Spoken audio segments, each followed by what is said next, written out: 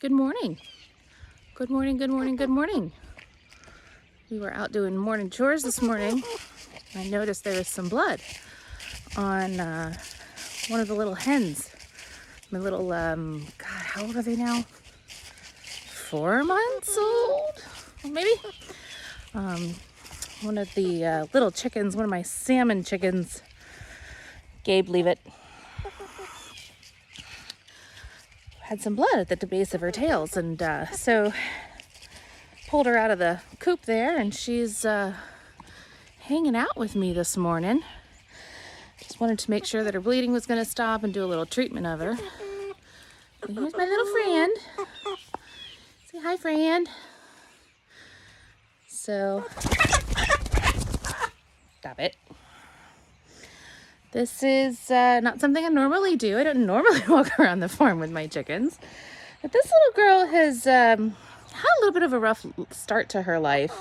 When we first got her, it's still bleeding a bit, isn't it? Her eyeball, I don't know if you can see this. See how she's kind of got some matting there around her eye? The feathers are not really fully grown in there. She had a little bit of an eye infection or an eye injury. I don't quite know, but I went ahead and I got her some treatment, and that cleared up. What she was doing is she wasn't really opening her eye at all. It was very sore, you could tell, and it was dried out, and it had a lot of discharge to it. So we did get that treated up, but oddly enough, her feathers didn't grow in there. On her other side, that's her good eyeball. She's got that nice puffy cheeks, and her beard even is just a little underwhelming for her breed. So one of the things that we've been noticing and working on is her back end here.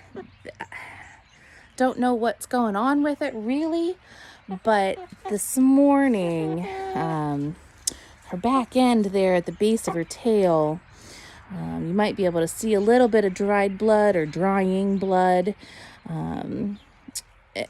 She has been pecked at quite a bit, and she is the lowest hen on the pecking order.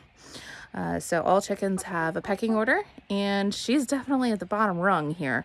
Not a very easy place to be in the chicken world, but it is a natural part of chickens, and it's life.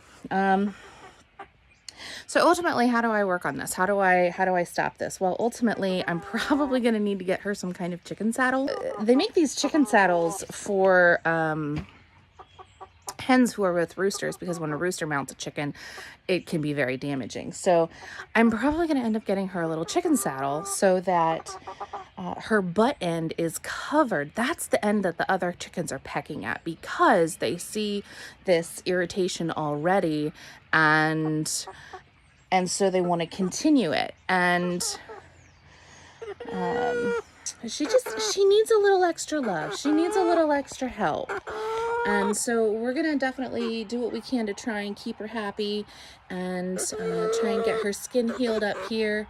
Some of you are probably wondering, how am I holding this chicken? So there's a way to hold the chicken. There's my fingers. Hi. It's my thumb. Right up there, holding around the base of her legs here.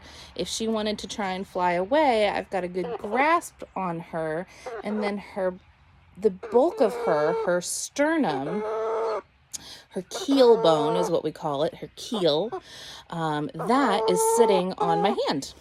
So it's nice because she can still look out in the world.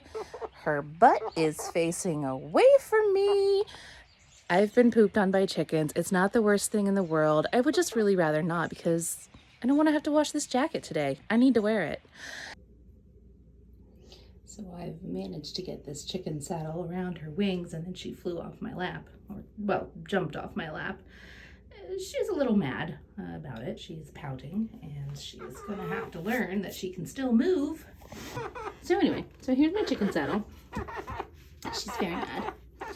It goes underneath her wings, and she can still pull these out. She can still fly. She just doesn't think she can.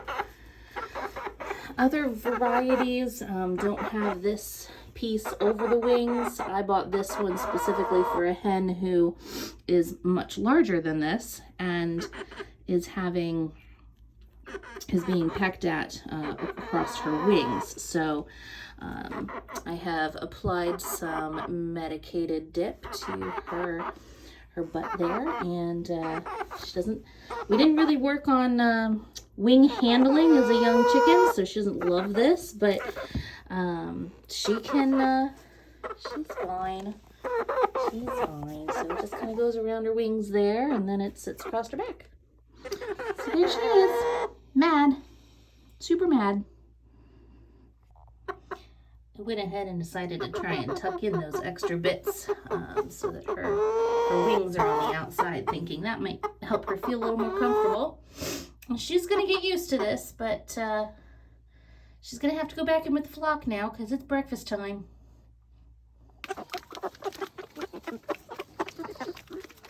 All right, breakfast time. It's feeding frenzy. This chicken coop is still pretty new, and I haven't made all of the modifications to it yet, but that's a hawk. Ordinarily, the food dish would be hanging from a chain like our water bucket is, so that they don't eat out of the top, but in this particular instance, it's okay. Yeah, see, that's what I don't love. Then they get on there and they sit up top and they poop in it. So that's the reason we hang it, typically. So you can see our little friend there with her saddle on. One of the nice parts about putting something weird on a chicken and then immediately feeding them is that they forget that there's something weird, and the other chickens don't notice it so much either. I've also given them a little bit of a treat today. Drilled some additional holes. Somebody's already been working on it. So we'll check back later, see how that's been going. They hate it. Hate it. What is it? They hate it. It's a pumpkin. Why do they hate it?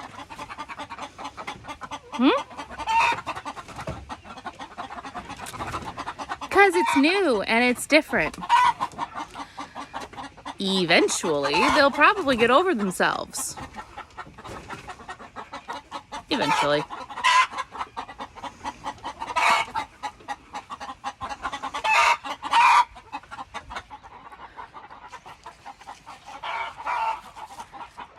Checking in on our little chicken. The noise from the other coop has kind of riled everybody up, even though they actually have absolutely nothing to complain about. But let's take a look at our little friend. Ooh, there's a lot of... So there she is. Everybody's riled up.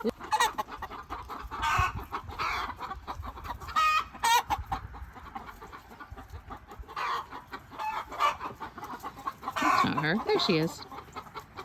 So she's doing well with her little jacket on.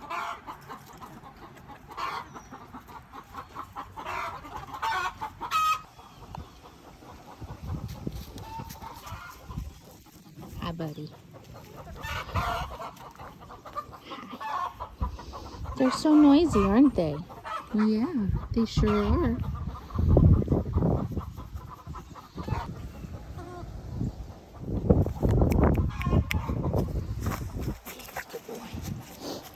Do you want to go feed the cows? Oh, hi. Hi. Gabers, do you want to go feed the cows? Huh? Oh, you want to go feed the cows? You ready? Let's go.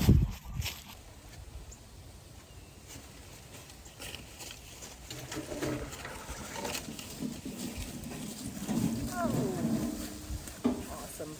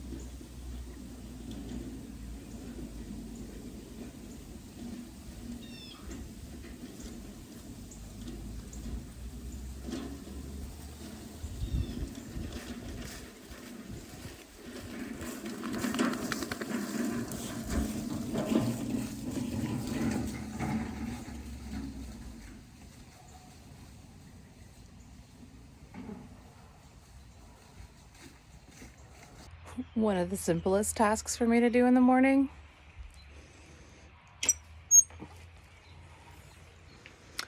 Water. So I have a hose running from the water spigot there. Comes back underneath my doorway, which is totally covered up in hay. Up and around the ladder. Hello, cows.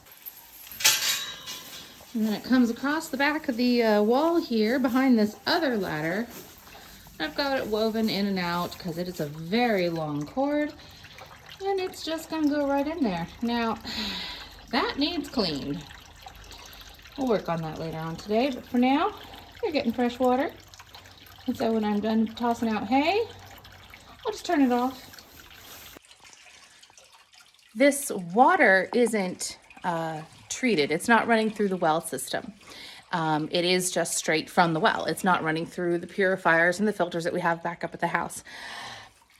Cattle don't need all that. This is fine. I mean, cattle drink from ponds and mud holes and creeks and all kinds of things. So what's at the bottom here is it's just sediment. Sediment from our we have very heavy rust content, so it's just rust. There's really nothing. A little extra iron. Hello, girls. Got Felicity here. No, ma'am. Absolutely not. Thank you. That's a good girl. Oh, you don't get the water off my hand? Yeah. All right. Good job.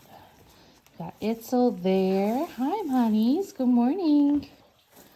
Yeah, you don't like that. Yeah, I don't have anything. And then there's little Harper getting pushed around a bit. They don't love that Gabe is here, but he's really just interested in eating their poo. So there's Harper. Hi, baby girl. Hi, little baby. Good boy, Gabe. Good boy. Good girl, Harper.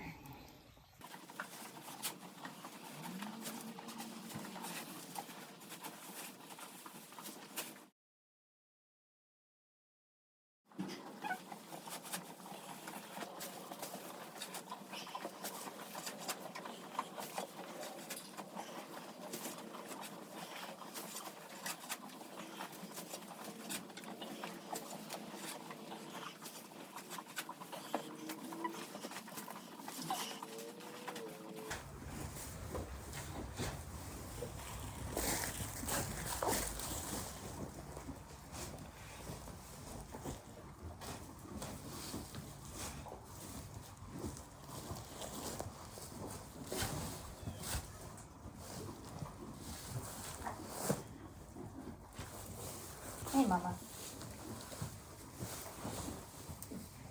Good girl.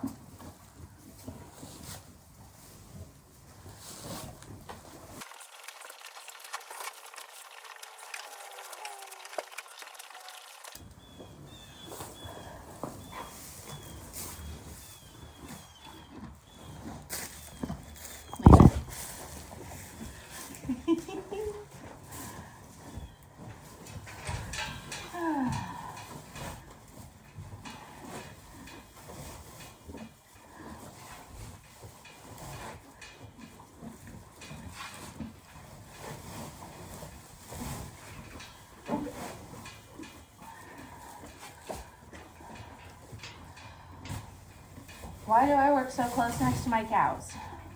I've got a pitchfork. It has pointy tines. Couldn't that hurt your cow? Yes. Have I poked them before accidentally? Yes. Were they okay?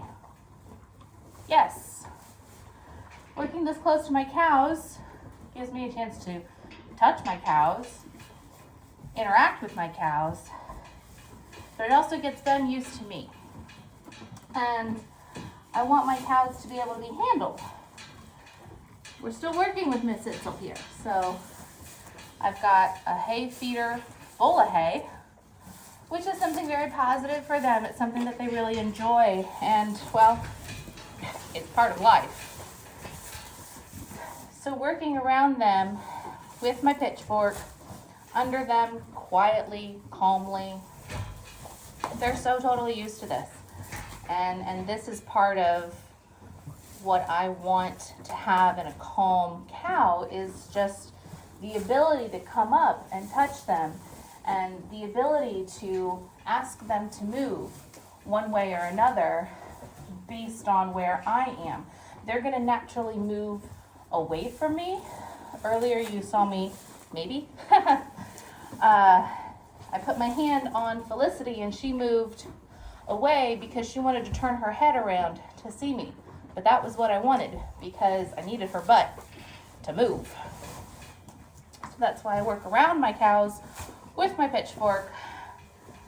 Just do it quietly and calmly. Everything is an opportunity to teach and learn and create behaviors that you want for a lifetime.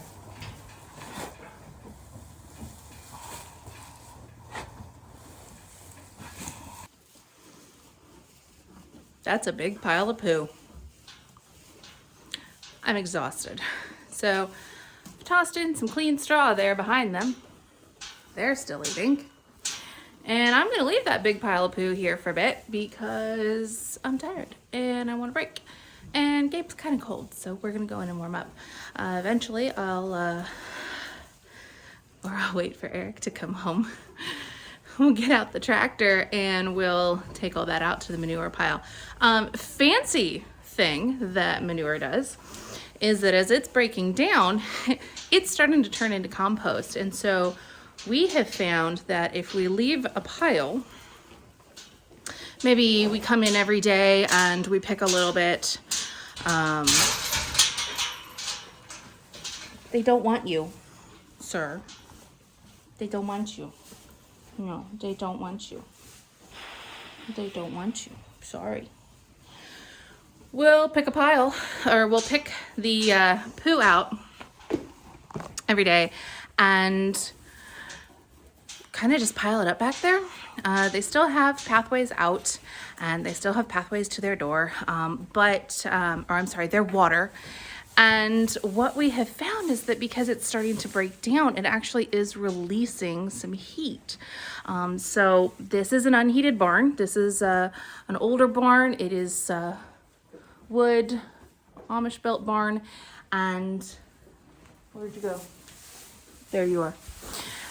And so it's got some drafts in it, but it is pretty darn sealed. And what we find is that pile that's there actually does release some heat. So in the wintertime, we're not as quick to move that pile of poo out of here as we are maybe in the summertime, where a big pile of poo like that is going to be attracting lots of flies, and that's just miserable.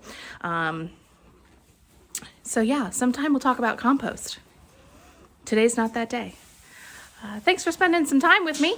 I know this was more than 5 minutes, but I hope you learned something, and hope you enjoyed my chaos. Thank you. Bye. One more thing I'm supposed to tell you. Like it, share it, subscribe. See you next time.